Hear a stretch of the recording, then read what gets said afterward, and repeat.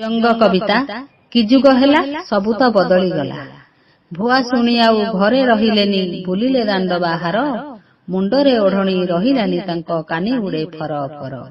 ବିନା ଓଢ଼ଣୀରେ ଡ୍ରେସ ପିନ୍ଧିଲେ, ହାତରେ ବାନ୍ଧିଲେ ଘଣ୍ଟା। ନାଲି ଶଙ୍ଖା ତାଙ୍କୁ ଭଲ ଲାଗୁନାହିଁ, ହାତରେ ରଙ୍ଗୀନ ସୂତା। ପାଦରେ ବାନ୍ଧିଲେ କଳା ସୂତା ସିଏ, ନଜର ଲାଗିବ ବୋଲି। କେଶରେ ବୋଳିଲେ ଇନ୍ଦ୍ରଧନୁ ରଙ୍ଗ, ପୋକ ଲୁଚାଇବେ ବୋଲି। ବାସନ ମଜାଠୁ ଲୁଗା ସଫାସଫି ସବୁ ତ ଭିଡୁଅ କଲେ। ପଇସା ପାଇଁକି ଘରର ମହତ ଦାଣ୍ଡରେ ସେ ବିକିଦେଲେ। ଏଥିରେ ତାଙ୍କର କିଛି ଭୁଲ ନାହିଁ, ସବୁ ଦୋଷ ସେ ସ୍ୱାମୀର। ସ୍ତ୍ରୀ ରୋଜଗାରେ ଚଳିବେ ବୋଲିକି ଇଚ୍ଛା ପ୍ରବଳ ତାଙ୍କର। ପ୍ରହସନ ଖାଲି ପୂଜା ପରବର, ମନେ ନାହିଁ ତାଙ୍କ ଭକ୍ତି।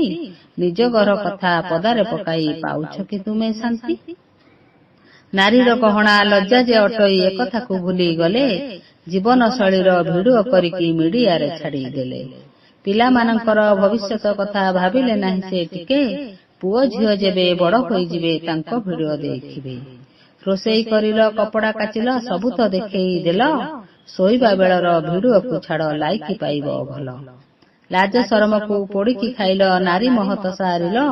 ଆଧୁନିକତାର ଦ୍ୱାହି ଦେଇ ଏଠି କିଛି ତ ନ ବିଚାରିଲ। ଏମିତି ନାରୀଙ୍କ ଭିଡିଓରେ ଯିଏ ଦେଉଥାନ୍ତି ମତାମତ, ଜାଣିନେବ ସିଏ କେମିତି ମଣିଷ, ଭଲ ଲାଗେ ପର ଭାତ।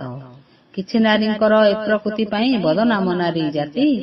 ବାପା ମା ସ୍ୱାମୀ ଅପାରଗତାରେ ଯାଆନ୍ତି ଉଦ୍ଧତେ ମାତି। ଚାକିରି ସମସ୍ୟା ଦୂର ହୋଇଗଲା, ମୋବାଇଲ ଦେଲା ଭେଟି। ଦେହରୁ ମୁଣ୍ଡରୁ ଲୁଗା କାଢି ନାଚ, ପଇସା ପାଇବ ଏଠି। କବି କଳାକାର ଭିଡିଓ ଲେଖାରେ ଦେବେ ନାହିଁ ତ କମେଣ୍ଟ। ଦେଖି ଏମାନଙ୍କର ନଙ୍ଗଳା ନାଚକୁ ପୁରିଯାଏ ତାଙ୍କ ପେଟ। ଧନ୍ୟ ହେ ଦର୍ଶକ, ଧନ୍ୟ ତୁମ ଭାବନା, କୋଟି ଦଣ୍ଡବତ ମୋର। କବି କଳାକାର ବଳି ପଡ଼ିଗଲେ, ହେବି ଦାତା ରକ୍ଷା କର।